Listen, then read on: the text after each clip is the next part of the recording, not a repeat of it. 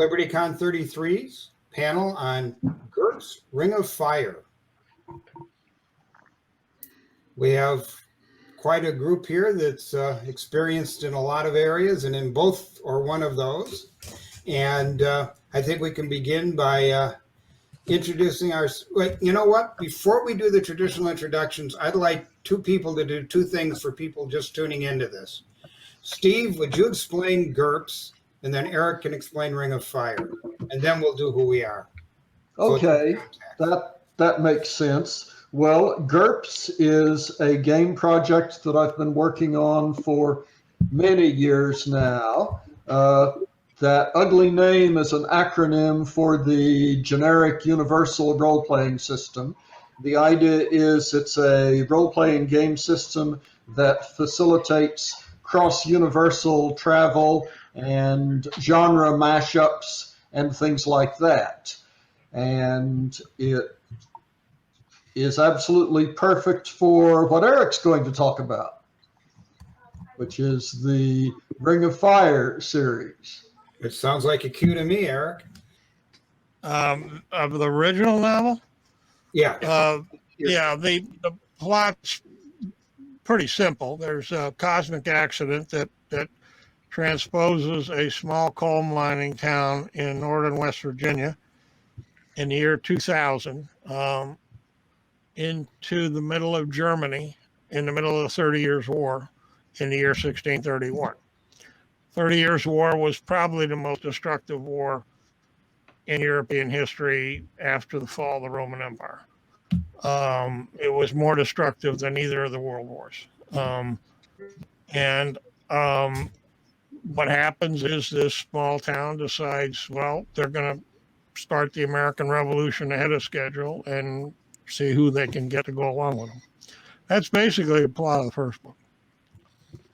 Thank you. The obvious thing about why this panel is here is because we have combined these two, and Ring of Fire is now going to be a number of GURPS products that will allow you to travel not only to exotic places around the world in the past, but there's a lot of flexibility, I guess, built in for some other things, and we'll get to that in the future. We have here a fascinating combination of game, promotion, and authors. So perhaps we could start with some introductions at this point. Steve, I think everybody probably knows who you are in the universe at this point that attends a convention or plays a game. But why don't you introduce yourself, and then Eric will introduce Eric. I'll make it quick. I have been writing and publishing games for a little bit over 40 years. I've been an active fan for longer than that, and have been coming to LibertyCon for the past several years, and hope to continue to do so. And it was at LibertyCon that I first met Eric and some of the other people assembled here as well. One thing has led to another. Let's go on with the introductions, and then I'll talk more about the things and the other things. Eric, would you like to talk about what else you've written? And you're a very successful best-selling author. What else have you got out there? You mean besides the Ring of Fire series? Besides this series, yes. Oh boy. I have, by now I've written or published, I think it's 73 novels. All of which except two are still in print. The two that aren't are coming back into print.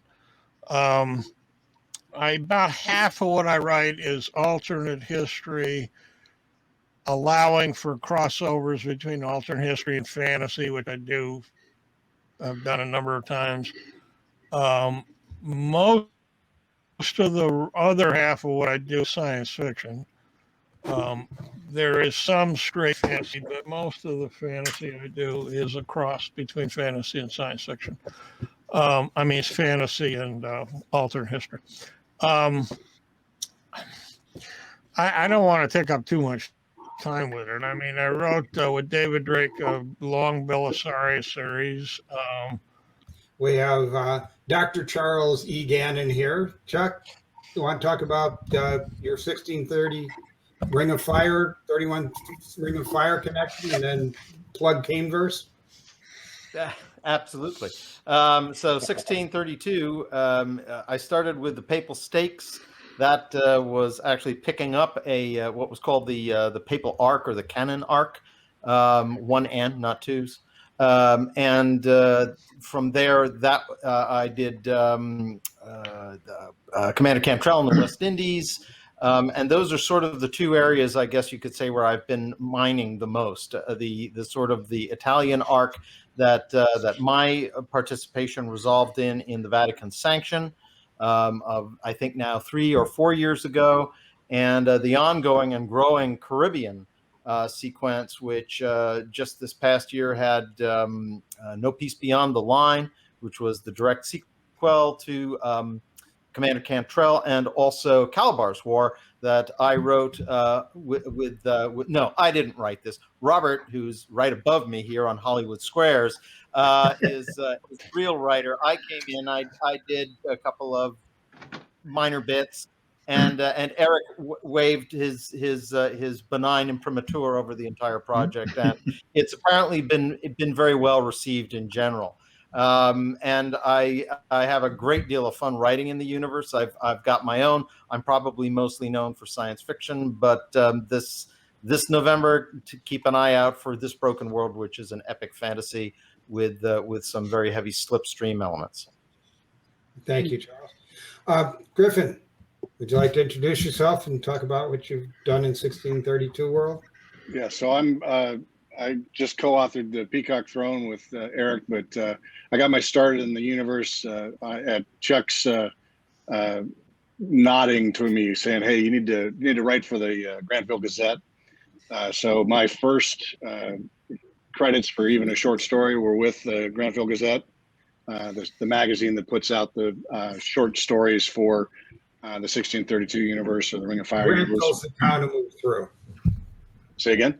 Grantville's the town to move through time. We should. Yes, I'm sorry. Yes, and I wrote the mission to the Mughals with Eric, and which is the wave front of Ring of Fire changes going around that affect India and how they affect the royal family, in particular, the Mughal royal family in India. The sequel to that just came out on the 5th or the 4th, depending on where you're at. The Peacock Throne, 1637, the Peacock Throne. I'm also a lifelong gamer, and the open-endedness of the universe, the 1632 universe, sounds like heaven to a game master to me. Where you're, pick a lane and just go with it, and there's not an end to the story because unless everybody dies, as Eric said. So really looking forward to this. Thank you. Before we go on to some other creators, we have someone here for a different perspective. Alexi, you're a publicist and a publisher of books, and as is Eric, by the way, his Ring of Fire Press, which you publicize. And introduce yourself, please. Yes, my name's Alexi Vandenberg. I am the owner of Rabid Fanboy Marketing and Development.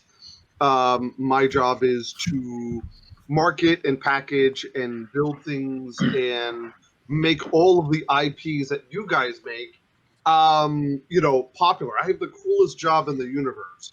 I take all the stuff that I love and tell other people how cool it is. As a lifelong gamer, I mean, I'll say the entire, Steve Jackson pioneered the point-buy system to build universal gaming. And the fact is that, mining alternate history with 1632, I think that's a match made in heaven. Yeah. It's going to be amazing. Okay. We have two other guests on this panel who are 1 foot in the gaming world and 1 foot in the writing world. Walter, you first, and then Robert. Walter, introduce yourself. My primary foot is in the writing world. I have two 1632 novels. The Cardinal Virtues, which is the French book, and a sequel to that is coming probably early next year. And the first book set in the New World, the Atlantic Encounter, both of which I wrote with Eric. We've also done a couple other books together, and I have some solo stuff, including 2 books about mesmerism. I also have written for Ring of Fire Press, and I've written for Steve Jackson, and I've written for Bill Fawcett. So I've been around a long time, and glad to be here. And you're going to tell us now whether Reclus is really dead or not? As you didn't make clear. Don't tell us. Eric will kill me. Robert. I will tell you that I know whether Richelieu is still alive. I do know the answer to that question. That's good since you're writing it. Yeah, absolutely.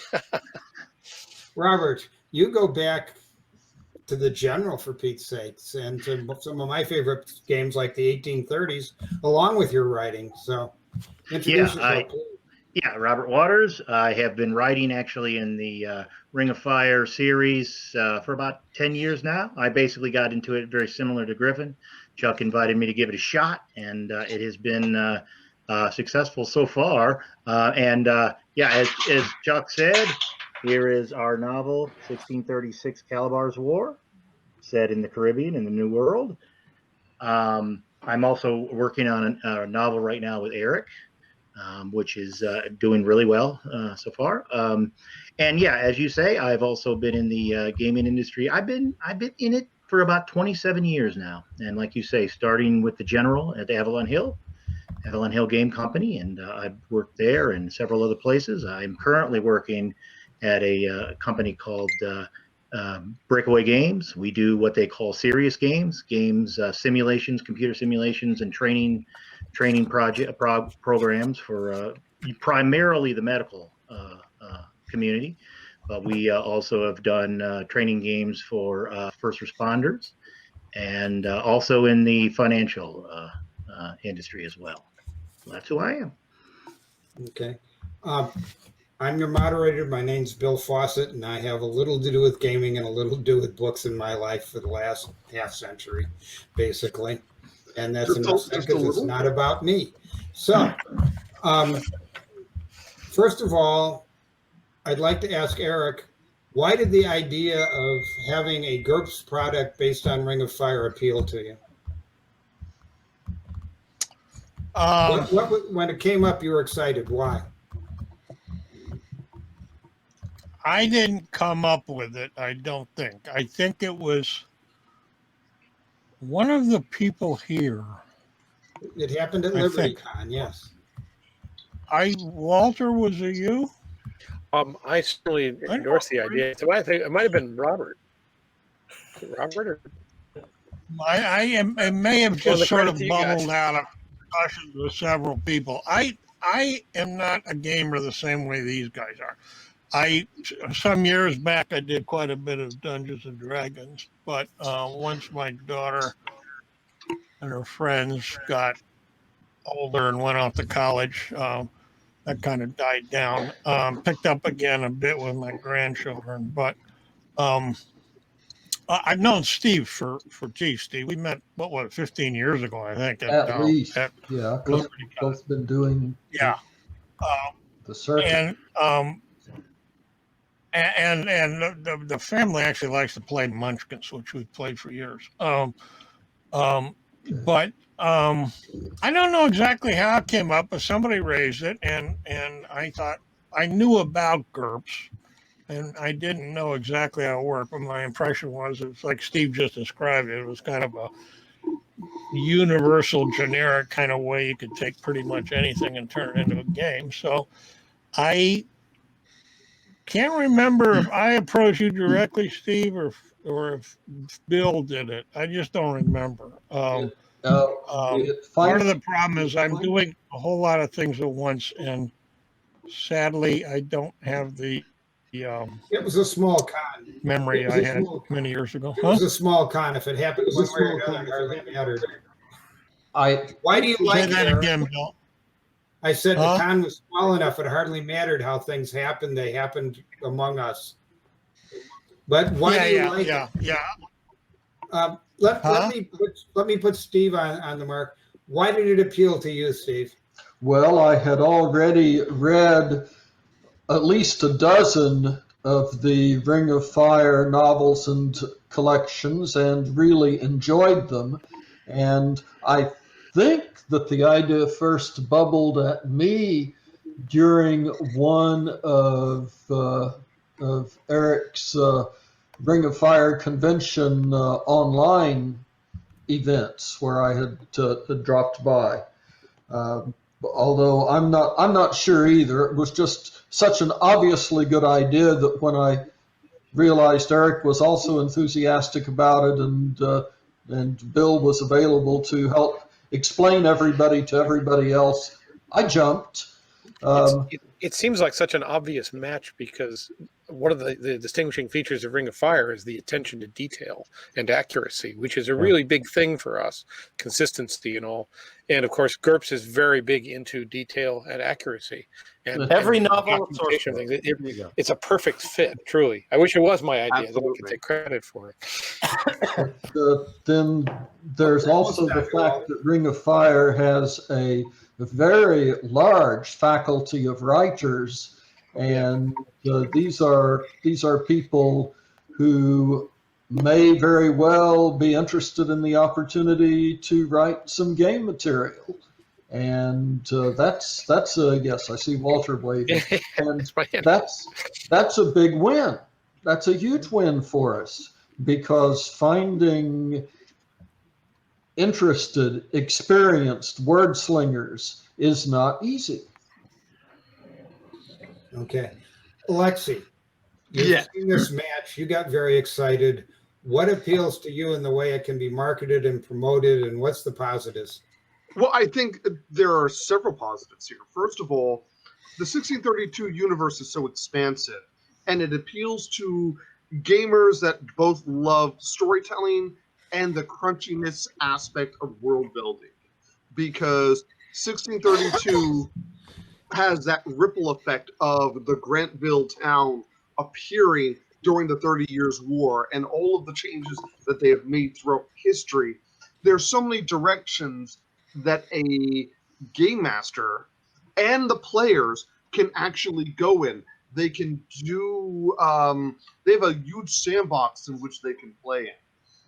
I think that makes it a very excitable, very, very engaging aspect. Second of all, I think that the importance of 1632 fans looking at different ways of building those stories. Alternate history is such an expansive topic, and especially 1632, the way that Eric has introduced it, and all of the other writers have brought their own ideas into the universe. There's some amazing aspects there that they can really play with. Finally, the entire system itself, GURPS is legendary. GURPS is the industry standard when you look at at systems that are constantly evolving and building within new universes. And it's the importance of having a modularity there that Steve has built into GURPS that can also be addressed within the modularity of 1632 and the universe there. And I think that makes it really, really interesting. That's good. If I can throw one more thing in there, just Please, sir. About why 1632 is such a great subject, because at its core, it's a very inspiring story about 3,500 people who are dragged from a comfortable point in history, not perfect, but comfortable, to one of the worst times in the history of the world, and possibly the very worst place to be at that time, and they do not lie down and die. One of the main elements, of course, the real effect of the Ring of Fire is the introduction of two very important things and dangerous things into the culture and the civilization of the 1630s, one of which is technology. The other, of course, is ideas like democracy and equal rights and all sorts of insidious concepts that we're still dealing with.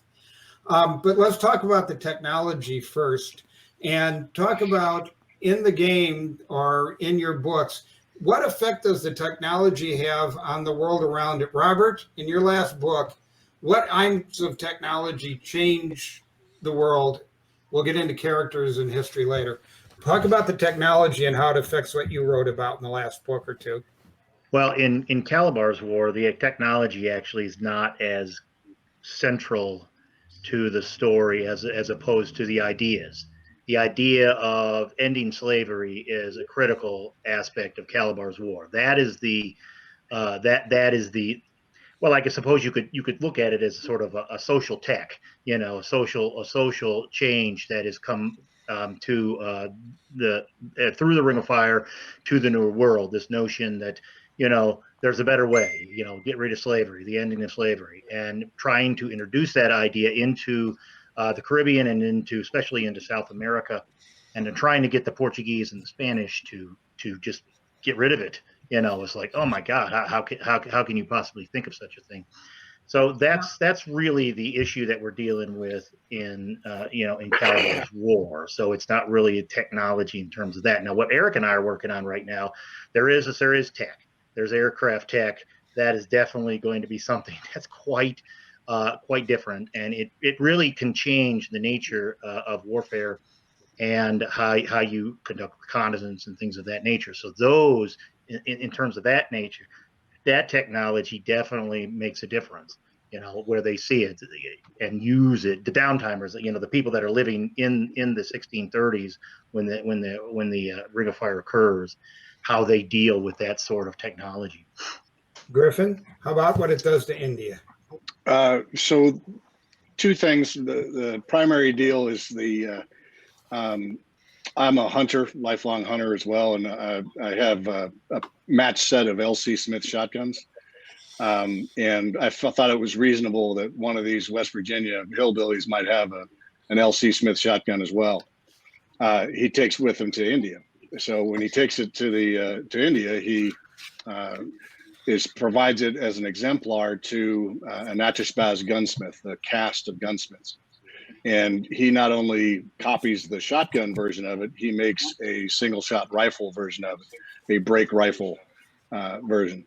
So it figures rather immensely in the Peacock Throne, not so much in the mission to the Mughals, but very much so in the war for the Peacock Throne and in 1637, the Peacock Throne. So yeah, there's quite a bit of technical stuff. Chuck would be a great one to ask this question of, because he's got all sorts of maritime changes. Chuck? So Chuck unfortunately has to keep this really short because he's got to get his daughter from soccer in literally 120 seconds. There are so many different things. I'm going to say, though, that there's a scene in No Peace Beyond the Line, the second one of the what I'll call the Maritime Caribbean books, in which the ostensibly the main character, Eddie Cantrell, who's an original character from the very first book, and a huge amount of fun to write, is sort of marveling at the way that the Dutch, after the first sort of 8-9 months of working together, are really coming around, and they're really getting sort of enthused, and they're adapting to a whole variety of technologies, everything from lighter than air,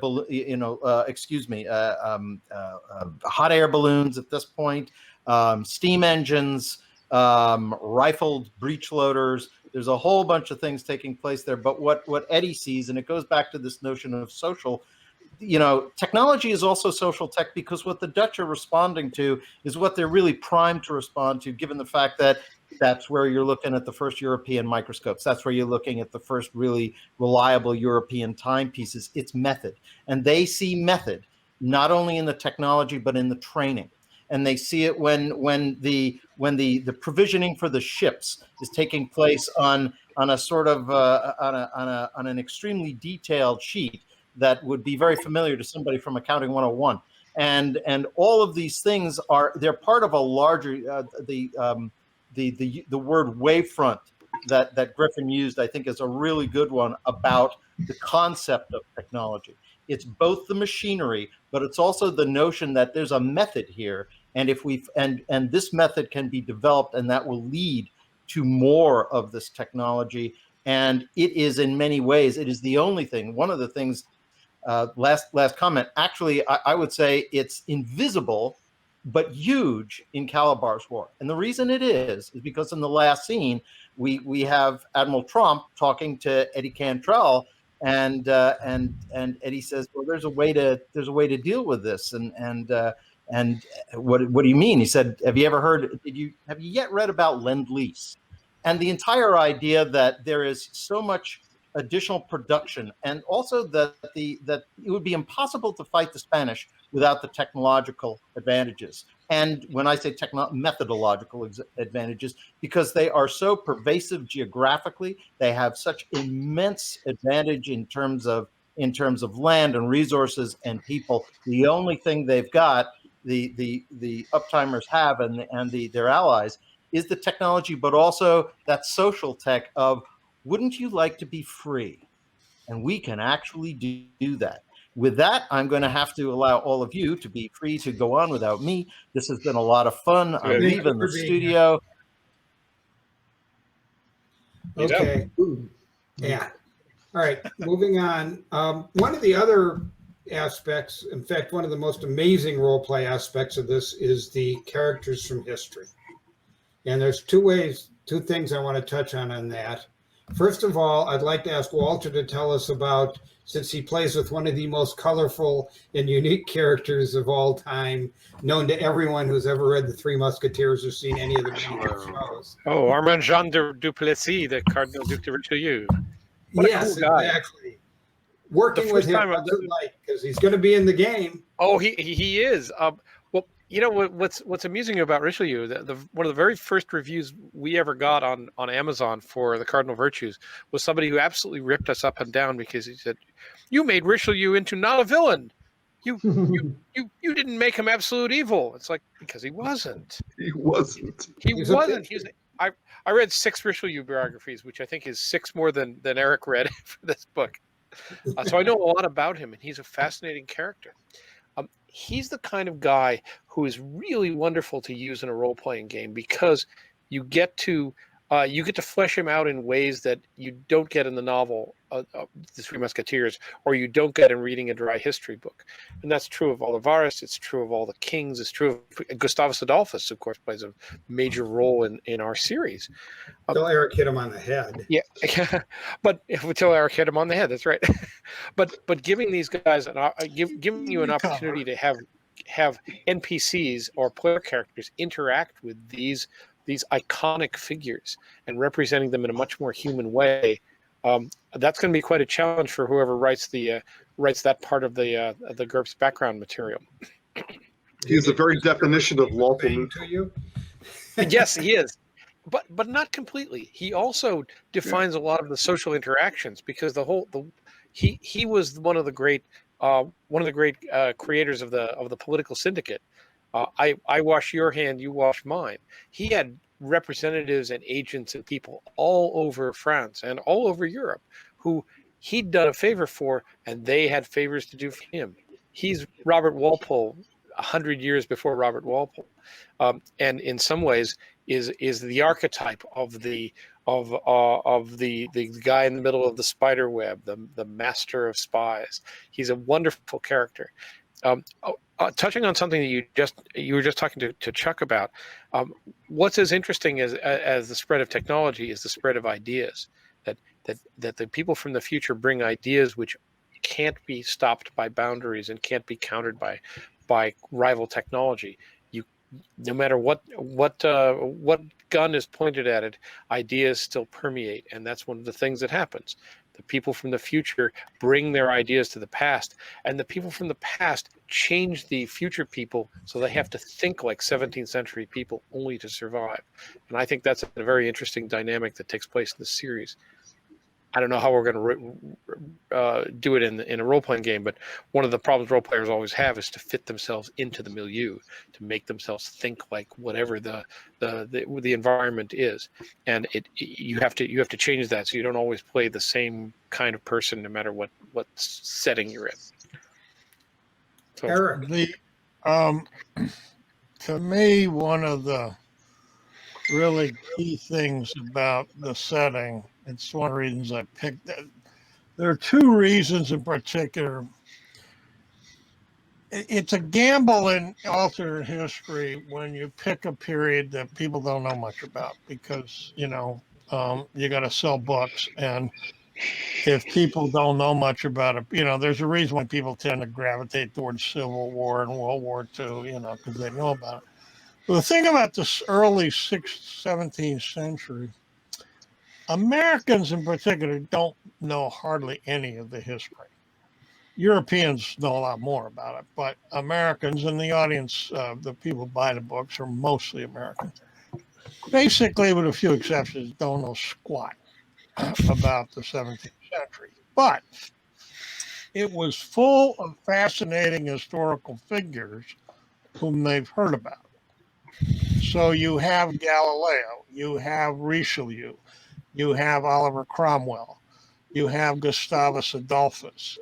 It kind of goes on and on. It's the period. It's not just in Europe. It's where Shah Jahan is building the Taj Mahal. And so you've got these fascinating characters that people may not know the history, but they get kind of interested in the characters, especially when they encounter them. But the other thing, which was more important to me, was that because there's a theme to the books, and what I wanted to write about was the impact of modern conceptions of democracy and equality on society, and the enormous difference it makes to how the human race deals with itself. And the thing about the early 17th century is you could do it then, because it's not so much that the Americans bring really new ideas to people, because the truth of the matter is most of the basic building blocks of democracy and equality were already there by the time you get to the 17th century. It's called the age of absolutism, but you could just as easily call it the age of mass unrest and revolt. I mean, it was, the English Revolution happened in that, there's all kinds of stuff. But what the Americans brought wasn't just the idea, it was the fact that they could prove that they worked. And that makes a huge difference, because it's like, oh, there's a scene which I was very proud of. I was glad I was able to write it. It's, I think, 1633. It's or it'd be Baltic War, but I think it's 1633, where Rebecca Bravenel is talking with the Prince of Orange, and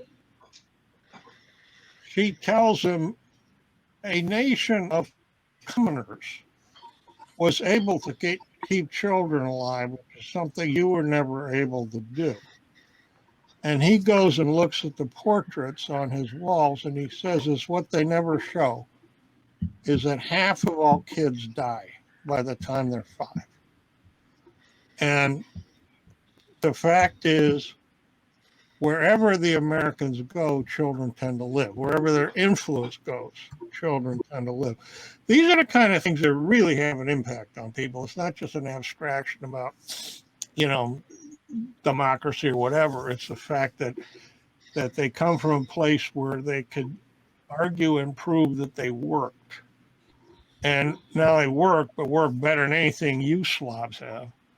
And that really makes a difference. And it makes the possibilities for revolutionary expansion much, much more, much more powerful than they would be if it was just, if it's just abstract ideas. And you couldn't do that in most earlier historical periods. You just couldn't do it. The prerequisites weren't there yet.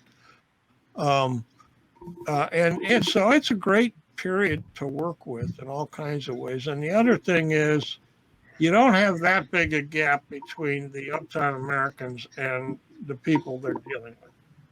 There's a gap, but it's not enormous. It's the people, they can understand each other. There are aspects of each other's cultures that each think is weird. But that's part of the fun of the interpretive dance. It is part of the fun of work. And when you've got a point of view character who's perceiving things going on for you, just like in a role playing game, they're explaining stuff through their filter. So you got to have the uptimer to kind of explain through the filter of what's going on when they see the elephants trampling the criminal or whatever it may be. But the uptimers do have to change their minds in order to fit into the society. They change as well as the downtimers do. They get an influence as well as the downtimers do. Which is great for, again, for the role-playing aspect. No, one thing, and it is true in terms of turning it into a game, one thing I really didn't want, and I think we succeeded very well in not having it happen, is have a story where it's kind of the Americans go and save the world for everybody.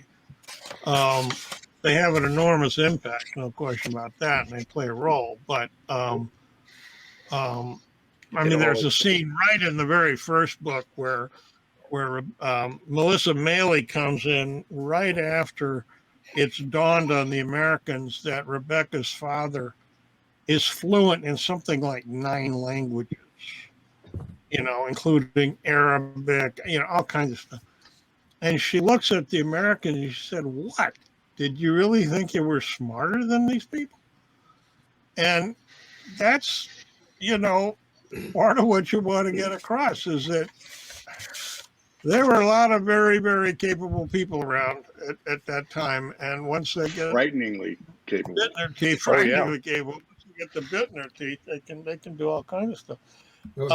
It makes romances between uptimers and downtimers plausible, and quite workable.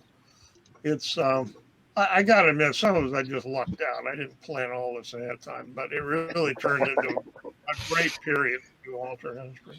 Eric, don't admit that. Tell everyone what a brilliant thought you had. Let's change the focus a little because people got a good idea of what's going on there now and some of the challenges. And so I'd like to take all you creative people, including you, Steve, even though it's going to be your product, and ask you, in that 1632 universe, we've all read them, you're going to take a downtimer character who's going to interact with that universe. What kind of character would you take and what skills would you give them to let them play in the 1632 Ring of Fire universe? What character would you have? Griffin, you're smiling, so I'll make you go first. I was just considering, it depends on what kind of campaign the game master is going to run for me. If it's high politics, and I want to focus on something going on in Richelieu's court, then maybe a father, who's also known, as a retired soldier kind of thing, to kind of be involved in that court. Let's simplify. Let's put it in the 1632, 1633 first couple of books when it's starting. So even better. That's right there. It's definitely going to be a soldier in Richelieu's court, a musketeer, and okay, Alexi. Oh God, you're gonna put me in on this. Yeah, honestly, you play him. Come on, no excuse. I would actually play probably a Richelieu counterinsurgent, somebody who is working probably for the Spanish court. Oh, come on. Like that was any surprise to anyone who knows me. Proud of his Hispanic history, yes. Probably with a decent amount of Sephardic heritage in him, who's trying to probably ferment a war between France and Spain. Okay, Robert. Well, if the condition is that the character has to start in 1633, as you've specified, probably what I would do is pick either a German or a Dutch artist, someone who has just gotten his first or her first experience with uptime art styles, art techniques, and try to get a jump on that and try to convince either, some of the Dutch houses or the French to hire me in as a court painter in order to revolutionize the downtime art immediately and get a jump on that so that anyone else that tries to do it, they have to follow my lead. You know what I'm saying? So that would be something that I think would be Oh, kind of my. fun. And I've written a lot of stories about uptime art versus downtime art. Me and a lady named Mariah Crawford, who's written a lot of stories, and we've gotten them published in the Ring of Fire Press as well. And I've just, overall, the research that I've done on that, it's just been a fascinating concept. I mean, and the characters, even the artists, downtime artists, who are quite characters themselves, you know, just bring their personalities in and how they're going to approach the uptime art and some of the wild techniques that, you know, like Fauvism and you know, the drip painters like Jackson Pollock, and how do they deal with, you know, how do they introduce those 17th styles? Jackson Pollock. Yeah. How do you introduce those art styles to a downtime audience who probably want to grab you with pitchforks and burn you at the stake? You know, with some of the radicalism of it. You know, like neo-expressionism, which is very, very wild. So that would be fun, I think. Who was it that used the jet engine? How do you find a jet engine when you want to paint? Steve, it's going to be your game. Who would you play in it?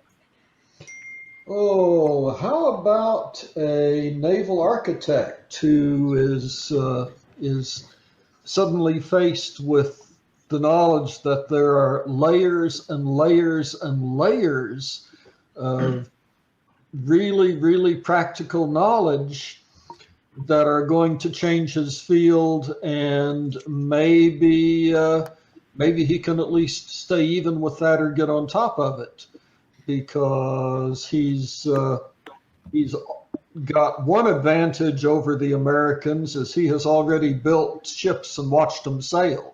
He's hands-on. Okay, very good. Other than a member of the Cardinals Guard, Walter, whom would you take? Actually, I was going to take somebody from Richelieu's court, since that's what came to mind. I take somebody I've actually written. I would love to play Gaston Henri, who is one of Louis XIII's half brothers. He's a priest. He eventually got his cardinal's hat, and he's a real intriguer. Which one? Gaston Henri. Oh, not Monsieur Gaston. No, not Gaston the prince, and later king. Yeah. No, one of his half brothers, Gaston Henri, who winds up on the conseil, on the council, and who's a real intriguer. And if he plays his cards right, he could be a big mover and shaker in the cardinal's court. He's just independent enough and just well off enough to be able to act independently, and he's just enough small fry that he could fly under the radar. That's who I play. Now, the big question, Eric, if you were going to play a character in the world, the most interesting character I think I've come up with in terms of a role-playing game is I don't introduce him until the Eastern Front, which is in 1635. See that if you want to, but it would be easy to start him earlier. But that's the Polish character Joseph Warstowicz. He's a bastard. He's the bastard nephew of the great Polish general, hetman they call him, Konik Polski, and he's a spy. And he's very capable, very competent. When you first meet him, he's not necessarily the most morally upright character you might ever meet. He's a rather incorrigible womanizer initially. What really kind of settles him down, which I realized when I wrote him, I never really thought about it before, but I realized this is a pattern in my fiction, and I've done it many times before without thinking about it, that my signal to the audience that this person's okay is that they adopt children or they take care of kids one way or another. And there's a point where Joseph winds up coming across these two really young Polish kids who've been orphaned, and he winds up taking them under his wing. But he's a whole lot of fun to work with, and he gets in all kinds of adventures, and it's kind of in the nature of who he is and what he does. So I think, and plus, I didn't know hardly any Polish history when I started the series. I wound up studying it, and Poland's a really fascinating country, especially in this period. And I think that's who I'd pick. If not him, there are a couple of young women, and they're teenagers, that I have grown very, very fond of working with, and that's Denise Beasley and her best friend, Minnie Ugelmer. One's an American, the other's a downtime German, and they have a lot of adventures, and they'd be fun to work with too. Okay. I would stay away from generals or military figures, I think, just because I'd have to see the game, and how it worked out. But just The time constraints on a general would be awkward to role play. Yeah. it's what? Wouldn't be The able to general's role-play got much. duties. Not much fun role playing them. Well, the thing is, there's so much military stuff in what I write. And, I mean, Lucille, my wife, when I'm going around the house and I'm in a grumpy mood, and she'll say, "What's the problem? You got to write another battle scene, huh?" Because I always get grouchy, because like, Jesus Christ, how many fucking, pardon my language, but I mean, what? I got to figure out another way to kill a whole bunch of people that isn't just. Oh, Okay. boy. Well, you're very good at it, Eric. I always enjoy the. I know I'm very good at it. Yeah, No, I very good am. at it. I write really good. I do. I write really good battle scenes, but I don't enjoy. I mean, they're really not my favorite part of the book. They're really not. I do it really well. You've I know taken I all do. the joy out of Slaughter and Ruin. I was wondering why You're taking all the joy out of Slaughter and Ruin. It's not as much fun to create. Oh no, I was wondering why. delighted in Peacock Throne because Griff wrote the first draft, and I was sort of figuring I'd have to, frankly, bail him out on a big battle at the end. But boy, he did a great job with it. He really did. I mean, it goes on for about 100 pages. I'm reading it, like, Jesus, this is great. I'm not going to have to write a freaking thing on this thing, which I don't think I did. This is a fanboy question, but I've got That's why we all to love ask. to work with him. Steve, go ahead, please. Yeah, Eric, a fanboy question, but I've got to ask, what kind of scenes do you most enjoy writing? I always enjoy romance because it's just fun to develop them. I really mostly like developing characters. It's and part of why I like romance is it's one of the great ways you can do it. I like military action, but not big battles. Or if I do a big battle, I try to keep it narrowly focused on one person because it's. I don't know how many, if any of you ever read my novel. It's not part of 1632 series, Rivers of War, but there's a battle. It's based on a real battle of Chippewa during the War of 1812, and I got this young teenage kid, and it's his first battle, and just his. And then there's another different kid in the next book, Arkansas War, same thing. It's his first experience in the military, and writing that's really, really enjoyable because you're. This is not the general who knows what he's doing. This is some kid who's just in it for the first time and trying to figure it out.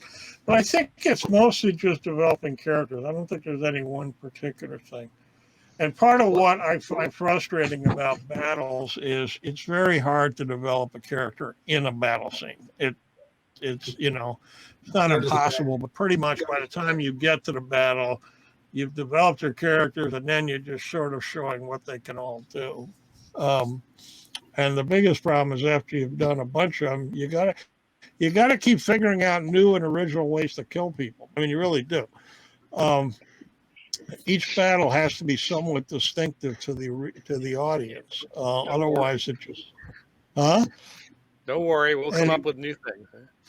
Yeah, I know. And I kind of had I lucked out let me welcome Yes. Chuck back and ask him this question before we move on real quickly and then wrap.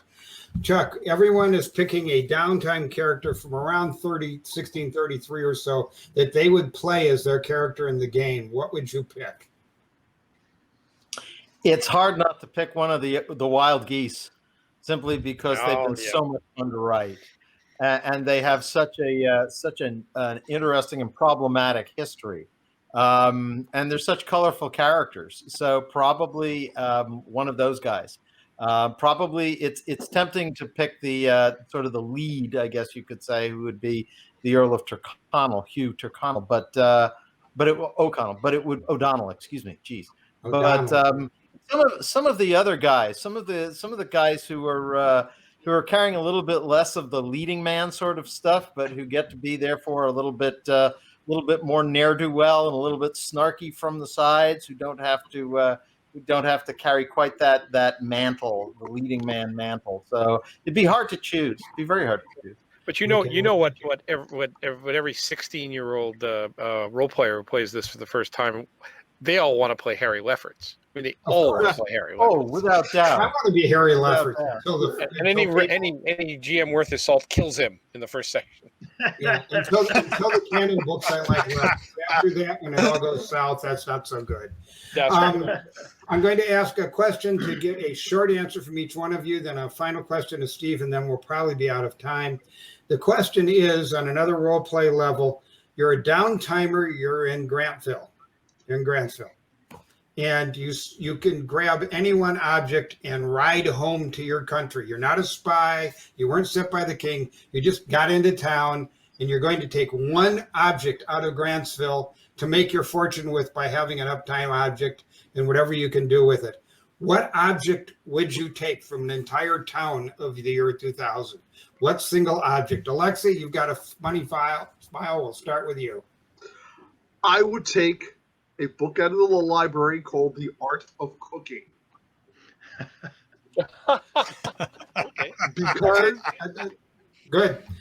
Robert. Oh, boy, that's a tough one. Yeah, I mean, God, almost any book in the library would be just probably perfect. But let me go a little different. I've been working on a series for the Grantville Gazette about baseball. I would take baseball equipment. I would grab it immediately and go. That's what I would do. Sounds good. Steve. Well, if we're picking books, I want the way things work. But if I can get my hands on a standard government issue 45 automatic, I think eventually that could teach an awful lot. Okay, Griffin. Ooh, this is a really hard one. But it would be some kind of something for dummies, as far as like auto mechanics for dummies or something like that. Okay. Generator maintenance for dummies.